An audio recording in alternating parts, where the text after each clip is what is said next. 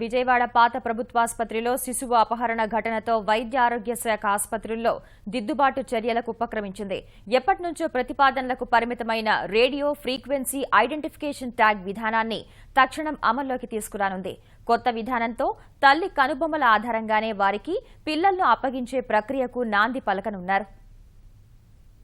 ప్రభుత్వాసుపత్రుల్లో తరచూ శిశువులు అపహరణకు గురవుతుండటం, ఒకరి బిడ్డను మరొకరికి అప్పగించడం ఇటీవల కాలంలో తరచూ చోటు చేసుకుంటున్నాయి. తాజాగా విజయవాడలో బిడ్డ అపహరణకు గురైంది. వైద్య ఆరోగ్య శాఖపై తీవ్ర విమర్శలు రేకెత్తడంతో దిద్దుబాటు చర్యలు చేపట్టారు. షాపింగ్ మాల్స్లో ఉండే ట్యాగ్ విధానాన్ని తల్లి బిడ్డలకు వర్తింపజేయనున్నారు. షాపింగ్ మాల్స్లో వస్తువుకు బిల్లు చెల్లించకుండా బయటకు వస్తే దారిలో ఉన్న సెన్సార్ల ద్వారా బీప్ శబ్దం వస్తోంది.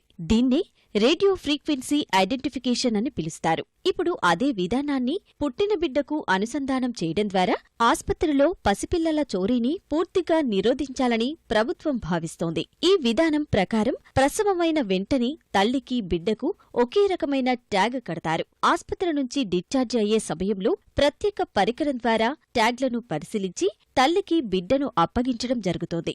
ఆ ట్యాగ్ చేతికి ఉన్నంతకాలం బిడ్డ బయటకు వెళితే ఆస్పత్రి సిబ్బందికి తక్షణం తెలిసిపోతోంది.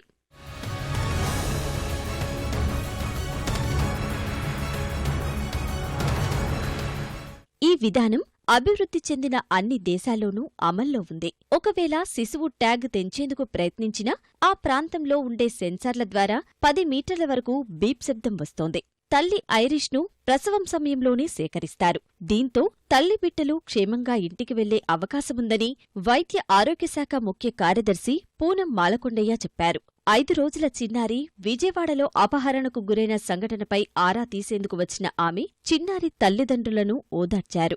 ఆస్పత్రి సిబ్బందిదే పూర్తి తప్పిదమన్న ఆమె సీసీ కెమెరాలు పనిచేయకపోవడంపై ఆగ్రహం వ్యక్తం చేశారు. తల్లి బిడ్డలు ఇట్లా లేకుండా ఉండడానికి we have decided to introduce the RFID system. So last month trial run kuda jarigindi Gunturlo.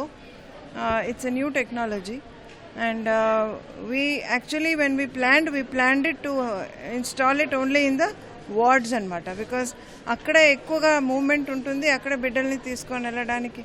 But now we are taking decision to have the RFID system even in the SNCU. So this lady who has gone inside, as you know, she said that she was a relative of somebody and చెప్పి వెళ్ళింది. So ఎవరు relative వెళ్ళడానికి లేదు. Only the mother is supposed to be going. That's why I am telling that there is a security lapse here.